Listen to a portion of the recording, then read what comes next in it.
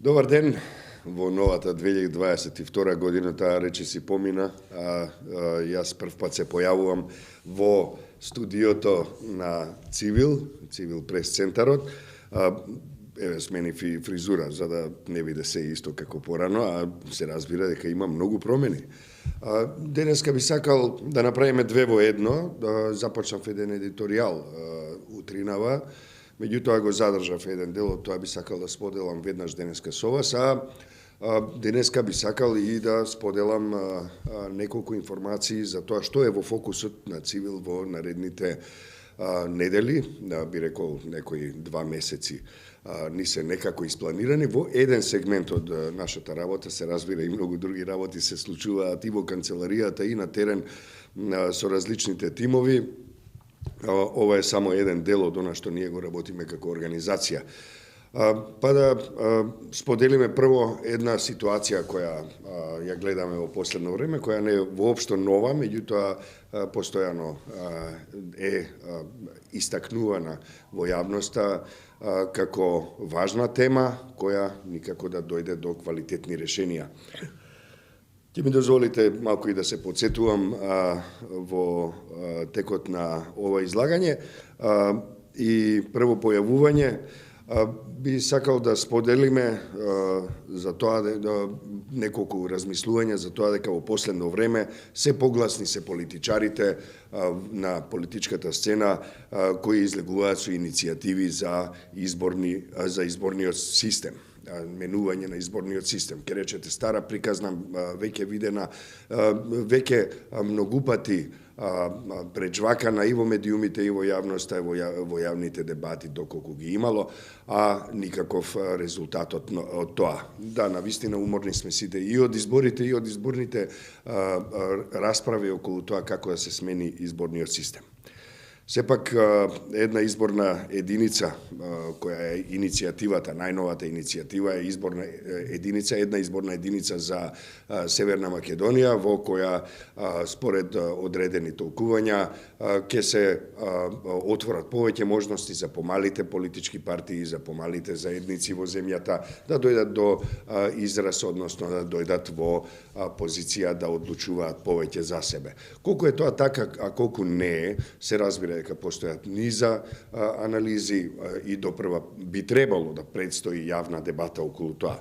Тоа што е интересно во сите овие години, па и во најновите иницијативи за една изборна единица за Северна Македонија, е тоа дека ова е најновата политичка играчка во политичката игротека Северна Македонија, која на некој начин ги отсликува не потребите на граѓанките и граѓаните, туку карактерот на политичарите и политичките партии, односно како тие се однесуваат кон една волку важна, би рекле капитално важна идеја, односно тема. Истовремено, значи со таа иницијатива за една изборна единица, за менување на изборниот модел според едната изборна единица, одат и кај делот политичарите и оние постојано повторувани повици за предвремени парламентарни избори. Тие две работи не одат заедно. Не одат заедно од повеќе причини, меѓутоа една ќе наведеме сега, а тоа е дека едноставно кога вие сакате да направите дури најмала, минорна измена во изборниот законник, според препораките и на светските институции, и на Цивил, и на МОСТ, и на низа други невладини организации кои се релевантни во овој домен, е дека најмалку 6 месеци треба да пројдат од измената до моментот кога може да се спроведат било какви изборни процеси, било да се тоа редовни или вонредни, односно предвремени изборни процеси, но тоа е нешто што тие како да го забораваат. Да не зборуваме за тоа колку време и ресурси се потребни за коренита промена каква што е изборниот модел да премине од овој со 6 изборни единици во една изборна единица. Тоа се чини како никој да не го гледа, тоа се чини како да го сметаат како една мала играчка, еден мал параф да се стави некаде и да си се продолжи така. Но тоа воопшто не е така, бидејќи навистина тоа е огромна, коренита, тешка, сериозна промена, која бара синхронизација со другите делови од изборните, од законските регулативи и во многу други домени, се разбира и во делот на организирање на изборната администрација и така натаму и така натаму. Да не објаснуваме, бидејќи за ова би сакале да зборуваме и на посебен настан, малку повеќе за тоа подолу во емисијава. Се разбира, една важна работа се заборава постојано. Политичките партии како да не знаат дека во оваа земја живеат граѓанки и граѓани и дека изборните процеси всушност се за нив, а не се за политичките партии. Тоа е синдромот на политичките партии, барем на еден дел од нив во земјава, кои сметаат дека се центар на универзумот, ако не центар на универзумот, барем центар на светот, а центар на светот е нивното седиште или нивната политичка идеја и нивната номенклатура која се обидува да дојде до што е можно повеќе моќ. Значи, за да се промени нешто во еден изборен модел, се разбира и во низа други домени, потребно е знаење, искуство, познавање на приликите, на законите, на тоа како функционираат тие закони, како, кој и колку успева да ги имплементира законските регулативи, поврзани со изборните процеси. И најважното, дали и колку се почитува правото на глас, едно од фундаменталните човекови права. Тоа се чини како да е најневажната работа, а всушност изборите, како што рековме, постојат заради граѓанките и граѓаните, а не заради политичарите и политичките партии. И се разбира, ова што го зборуваме сега тука изгледа како фантастична приказна, заради тоа што ќе речете, и веројатно со право, невладините организации, па еве и овој пред камерите, лае, меѓутоа карванот си врви и се одвиваат работите онака како што ќе кажат политичките партии, односно како што ќе се договорат или испазарат на масата, на зелената маса во клубот на пратеници или во други места, во кафеана и кој знае каде се не друго. Тоа што е многу важно во оваа работа е дека едноставно со децении наназад граѓанското општество и експертската заедница постојано работат на подобрување на политичките процеси и стратегии и тоа како тие се спроведуваат, односно се одразуваат во секојдневието на општествено, политичко, културно и така натаму. Тоа се однесува и на изборите. Со децении наназад невладините организации, дел од невладините организации подготвуваат кампањи, подготвуваат закони, подготвуваат препораки, анализи, мониторираат процеси и кажуваат што виделе таму.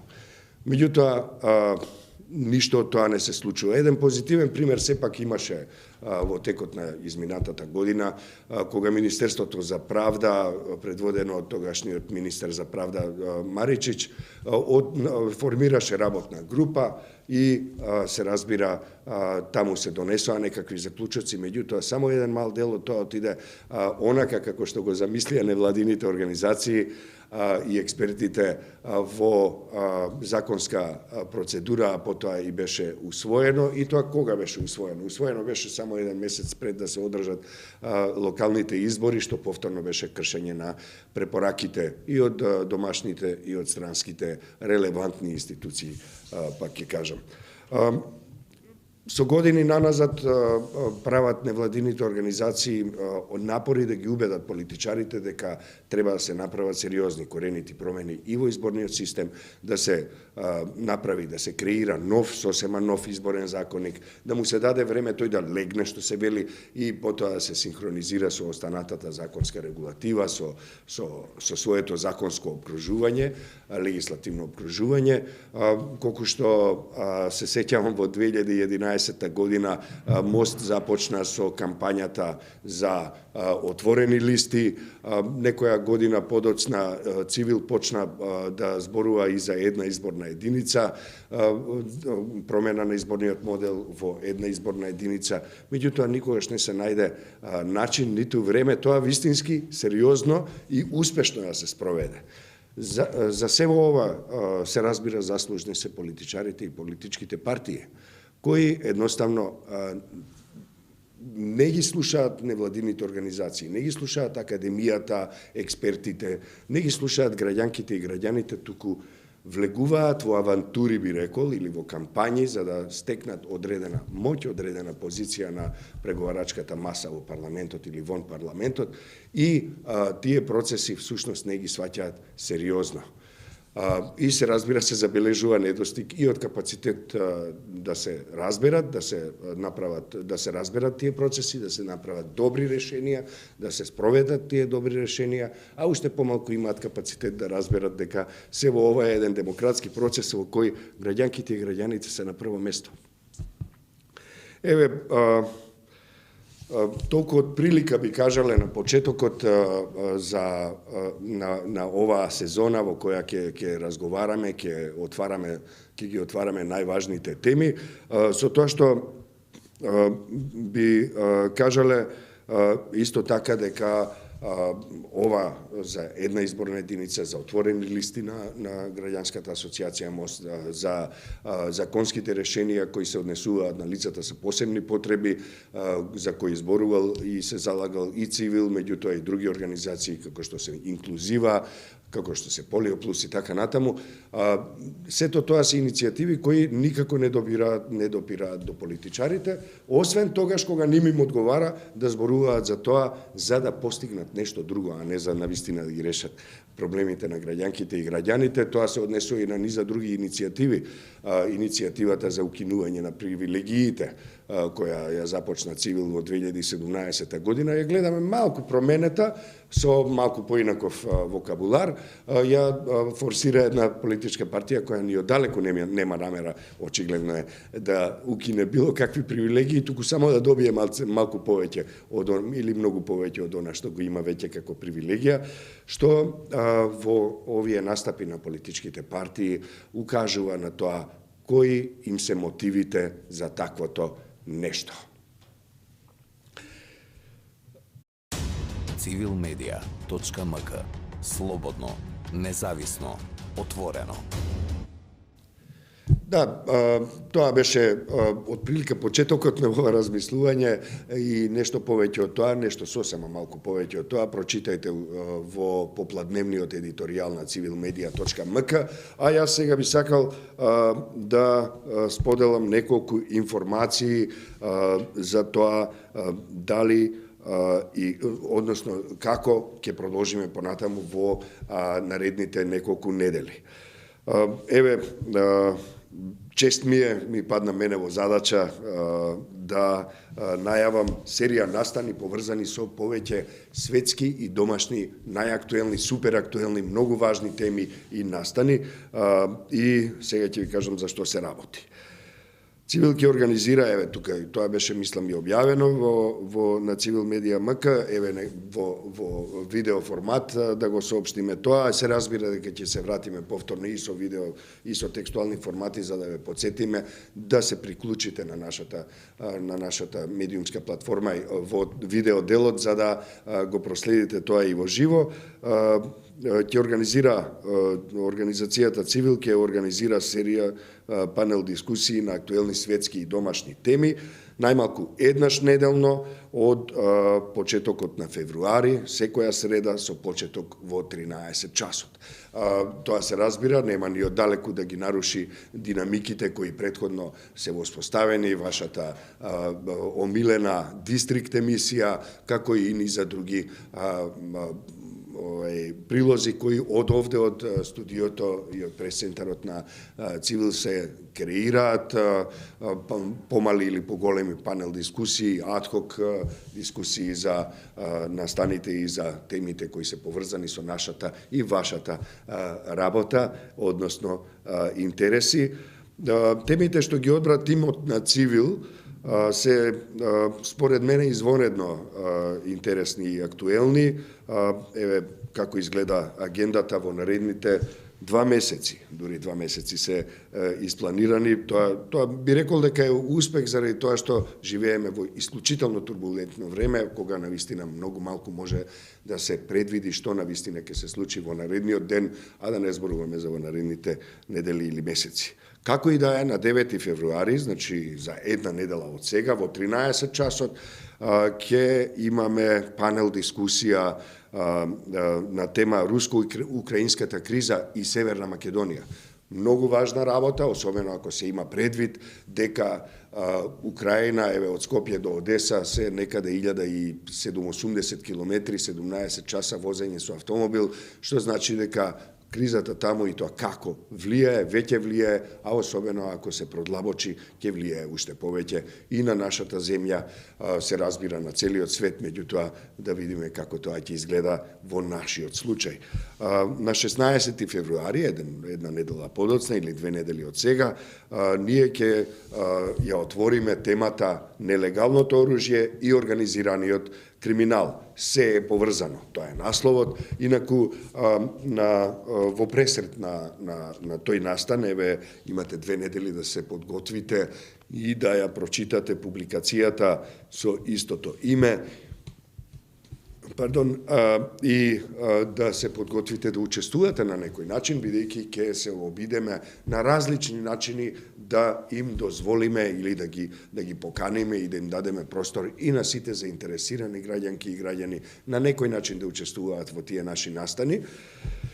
На 23 февруари, вечната тема, но никогаш исцрпена, се разбира, информацијски хаос, трендови и перспективи. Ке се обидеме да видиме кои се најновите трендови, кои се перспективите на информацијскиот хаос, како што се дезинформациите, лажните вести, говорот на омразата, црните кампањи и така натаму, и да видиме што може да се направи во врска со тоа. И тоа темата за која зборував на самиот почеток, може би малку подолго се извинувам за тоа. На 2 март ќе зборуваме за изборниот систем и реформите, препораките на Цивил. Уште еднаш, по не знам кој пат ќе ги кажеме, уште појасно, уште подиректно и ќе повикаме на одговорност за тоа зошто и како се кочат изборните реформи во нашата земја. На 9 март, само еден ден по Меѓународниот ден на жената, ќе зборуваме за еднаквоста на жените. Со наслов, темата е со наслов Еднаквост на жените, длабока хибернација. Јас мислам дека самиот наслов е доволно провокативен и ќе предизвика внимание на оние кои се интересираат за оваа тема. А се надевам и за оние кои не се интересираат за оваа тема, е важна всушност. 16 март одиме со темата мултикултурализам, основа за развој, стабилност и почитување на човековите права и слободи. На 23 март одиме со темата безбедноста и реформите во полицијата, поблиску до граѓанките и граѓаните. Се разбира, ова е само начелна програма, може да влезат уште теми, уште термини и се разбира дека тоа ќе очекуваме да го дадете и вие како предлог и се разбира можете и да учествувате. Цивил упатува отворена покана до сите политички партии, политичари, експерти, граѓански организации, и се разбира иницијативи, граѓанки и граѓани кои имаат што да кажат и што да прашаат, можеби, и да учествуваат во оваа наша заедничка акција. Гледам дека тука друг мејл е поставен. Кажете ми кој мејл го договоривме да биде за да пишуваат луѓето предлози за Да, тоа е и за брза пошта и ќе биде за исто така за давање предлози за емисијава, така?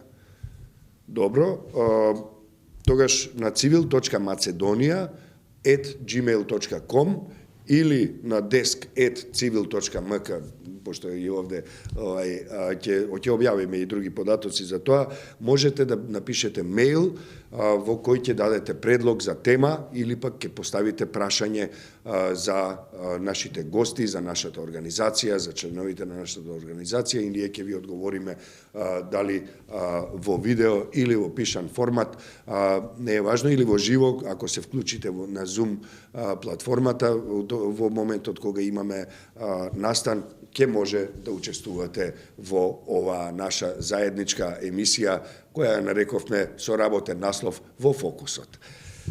Толку мислам дека имам да ви кажам за денеска. Се надевам дека оваа наша повторна средба ви е пријатна.